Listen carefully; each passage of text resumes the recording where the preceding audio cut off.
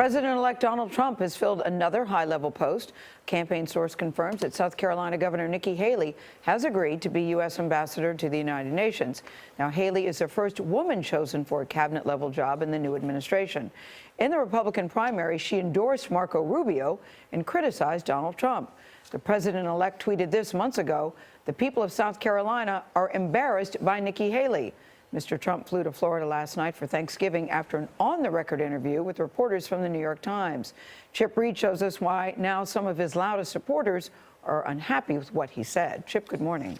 Well, good morning. Mr. Trump left New York after sitting down with the newspaper he has repeatedly called dishonest. But on his way out, he called the New York Times an American jewel. And that wasn't the only about-face he made yesterday.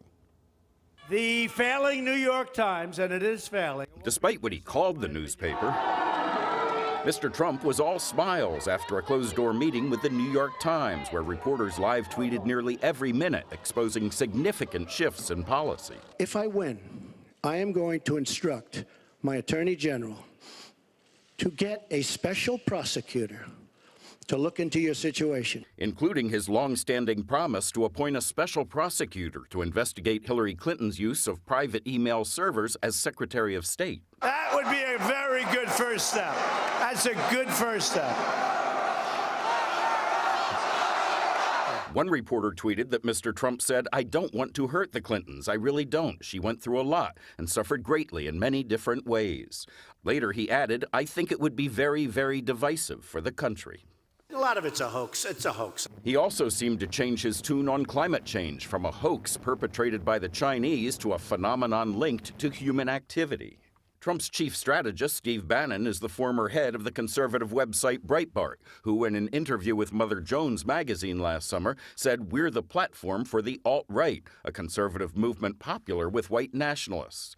Asked about the alt-right Tuesday, Mr. Trump told The Times, "I don't want to energize the group, and I disavow the group." I would bring back waterboarding, and I'd bring back a hell of a lot worse than waterboarding. That was Trump on torture, but yesterday he told The Times he was surprised that General James Mattis, the candidate he is seriously considering for defense secretary, didn't favor it, leaving the door open for a change. Mattis is one of a number of leading cabinet contenders. The list includes former campaign foe Mitt Romney, who's up for Secretary of State, and Ben Carson is being considered for Secretary of Housing and Urban Development, even telling Fox he's been offered the job. That was one of the offers that's on the table.